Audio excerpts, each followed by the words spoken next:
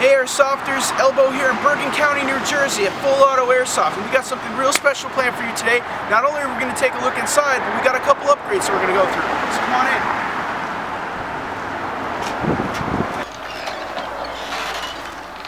in. So now that we're inside Full Auto, we're actually going to be talking to John, the owner and operator of Full Auto Airsoft. John, how you doing? How's it going, Elbow? All right.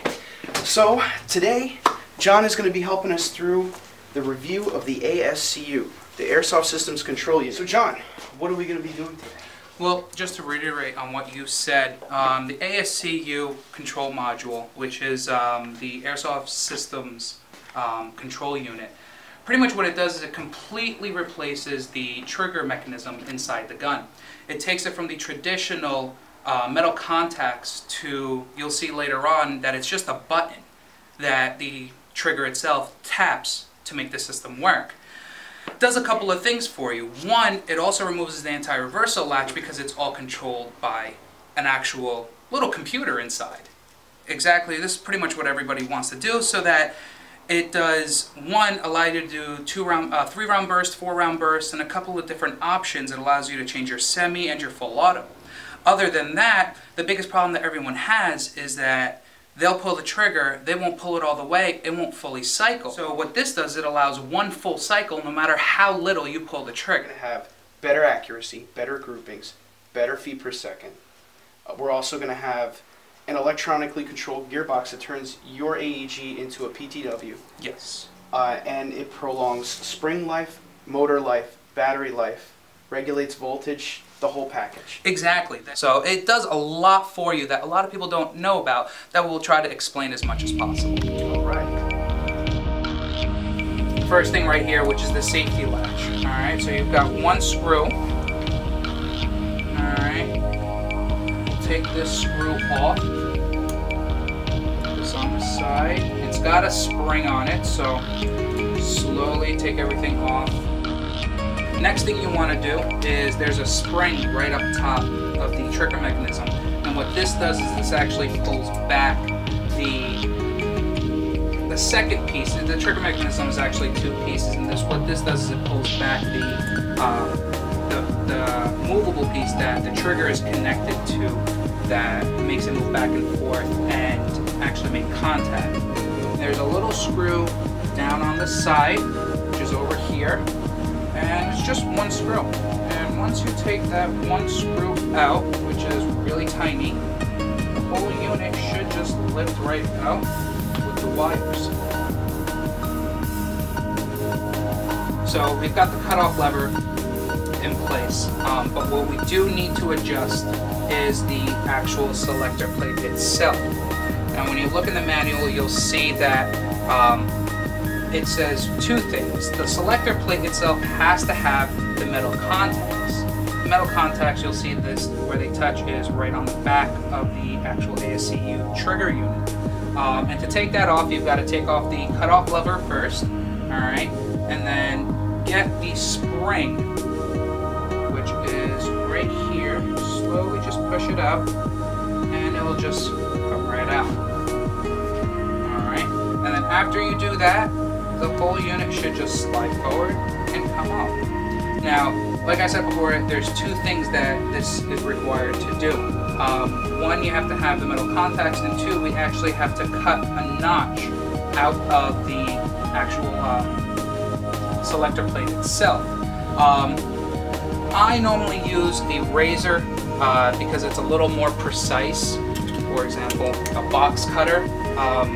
If you use a pair of dikes that are like this, it won't allow a nice clean cut, and it's going to be choppy and just not work the way it's supposed to. So just take your time with a box cutter, and the instructions call for a 5mm by 5mm cutout. To make it a little easier for you, you're going to see that there's already a notch in here. Just continue the same height and just go further back with it. So I'm just going to start this slowly and slide this right back into place. It's got little notches that they kind of just slide on into. And same as always, just do it slowly, take your time. Always be better safe than sorry. So we've got that back into place. We're going to put the cutoff lever back.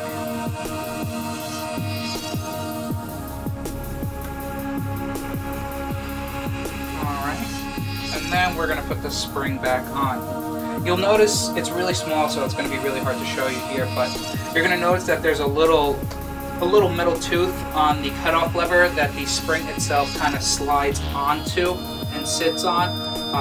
So just put it on the cutoff lever first, and with a really small flathead screwdriver, just kind of pull it back and get it to sit right in front of the other little tooth that's on the selector plate to properly hold the spring in place. And if you notice right now, it's got full motion, spring does its job. Alright, so we're going to flip this back over, and we are going to begin the install of the ASCU. So we've got the unit itself, the ASCU unit, and there's a little hole on the top of the ASCU unit that actually clips into a little hole, a little pin that's on the metal body. And what you want to do is you actually want to start from the bottom and put it under a little ledge that's on here, and then just push it down and it'll sit right in place. And then take the little screw that was on the original trigger mechanism and just screw it back into place. And just make sure everything's aligned.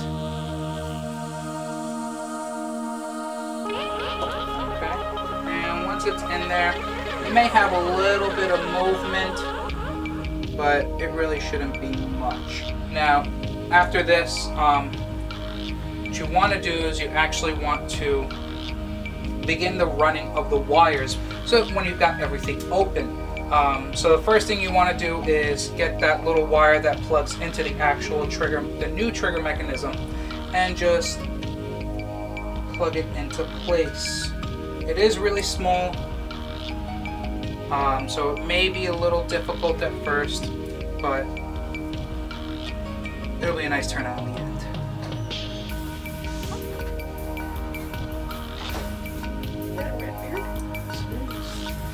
Alright, so we're just going to plug that right in and just run the wires through the little channel. Since we're doing a rear wire, it's going to go towards the back. Alright, so that's going to run through the channel and come out the back.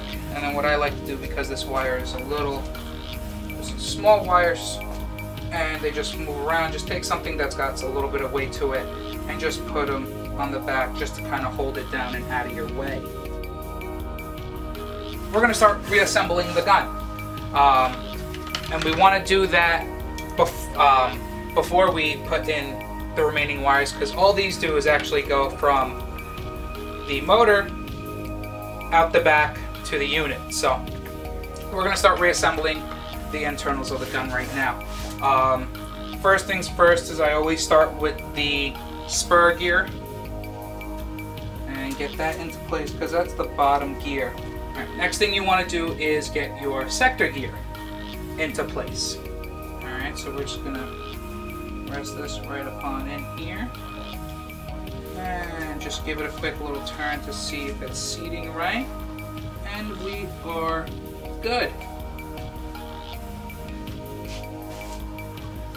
Next thing we're gonna do is do the cylinder head, piston head, and tappet plate setup, and we're just gonna drop that right into here. Get that into the notches, get the piston in its slots, and everything is good. Alright, push that all the way forward.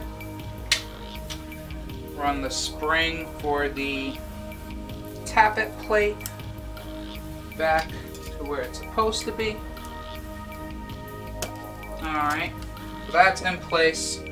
And you'll see that the tappet plate is now under tension.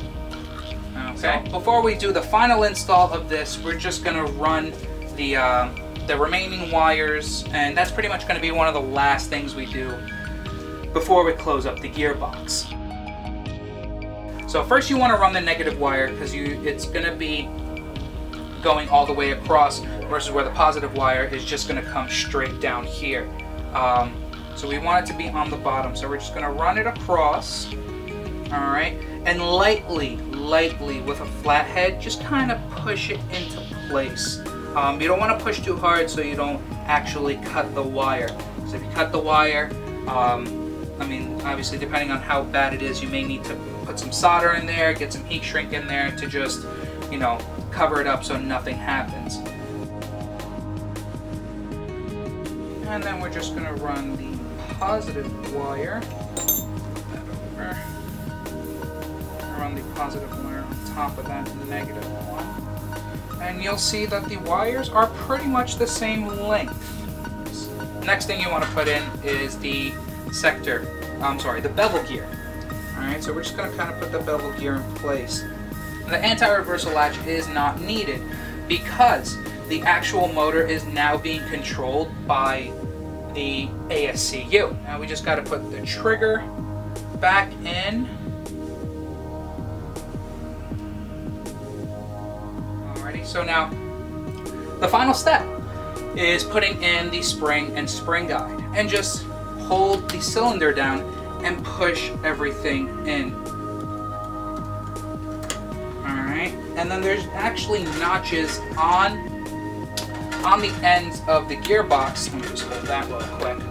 On the ends of the gearbox, there's actually a notch in the back where the spring guide itself will kind of sit into and keep it from rotating, but it can still move side to side. It just won't physically spin, right? So you might even have to do what I'm doing, hold down the wires and try to get it to sit right.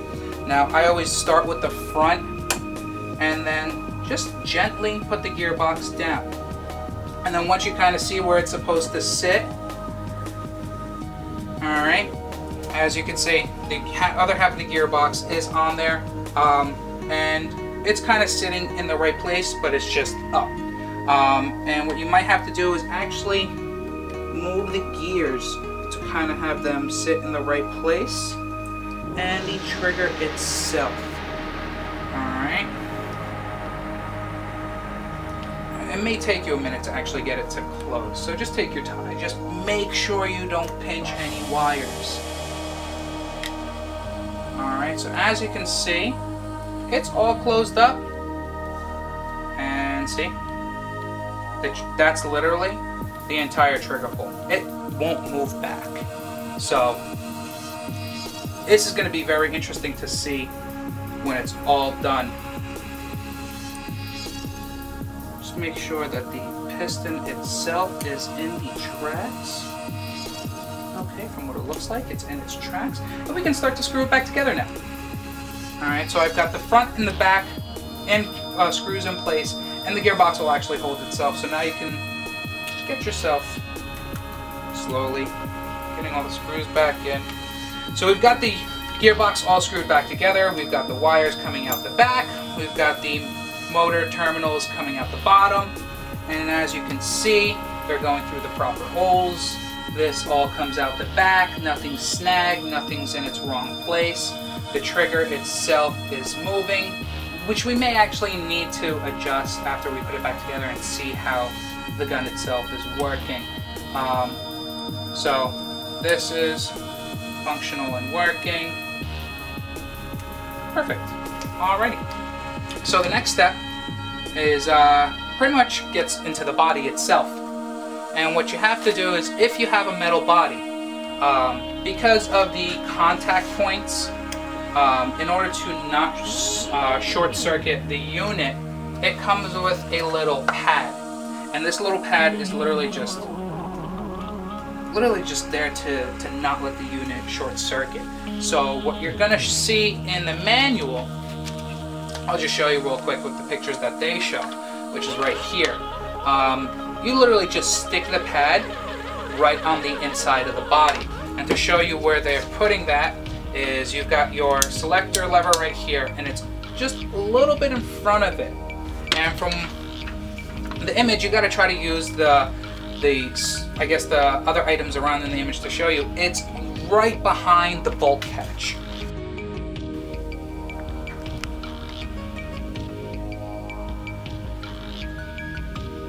So as you can see, guys, it literally starts right at the end of the bolt catch area and just works its way over. Now what you have to worry about is, if you can't see it, there's a little hole right down in here, and what that hole is the pinhole that goes through the entire gearbox. It's got to be in front of that. So it's literally sitting in this general area right about here. Alright, so we're just going to start with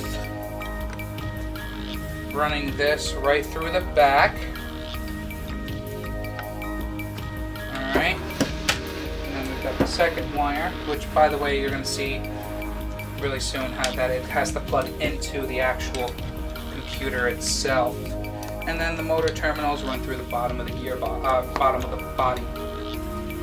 The plug that plugged into the actual trigger mechanism has to plug into the ASCU unit. So just line up the pins properly, and from what it looks like, it's going to be facing that way, and just plug it in.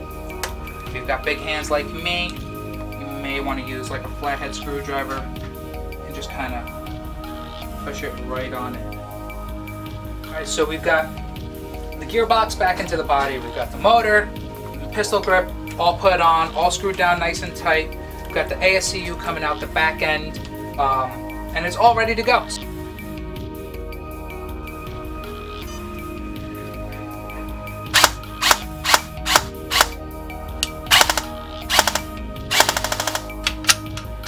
And from what it looks like, we are all set to chrono the gun. Beautiful. So hey guys, we're back. The ASCU has been installed. It has great performance. Thank you, John. It's a fantastic piece of equipment and great for any airsoft upgrade. I just have to ask, are there any things that you wish would have gone differently? Is there anything you could have done to make this more smooth? No. Actually, I would have to say it was pretty much flawless. From beginning to end, it gave me no issues at all. I mean, in your case, we wired it to the back. And there's two other options you can do. Either A, wire it to the back through the buffer tube, or B, wire it to the front and just have it sit inside the handguard. If you were to put it in the handguard though, you would have to use a PEC box. Right. Because the actual computer itself would just take up most of the room in there, and it wouldn't really give you a lot of room in this specific case with your Magpul handguard on here. But the other thing that we did was the actual trigger. And if you actually look, that's the entire throw of the trigger. I don't know if you could see it, but it's maybe moving 1/8 of an inch. And that's the entire pull. So it's really going to allow him to sit there and get quick trigger pulls out if he has to do semi only. And it's, I mean, like I said, it was a dream to work with, and it's a dream to work on. Awesome. Something this simple and this perfect to come together. And we thank you. It was my pleasure again. Thank you very much for coming in. Alright guys, check out our videos on Facebook, YouTube, everything else. This is the Elbow saying, great install.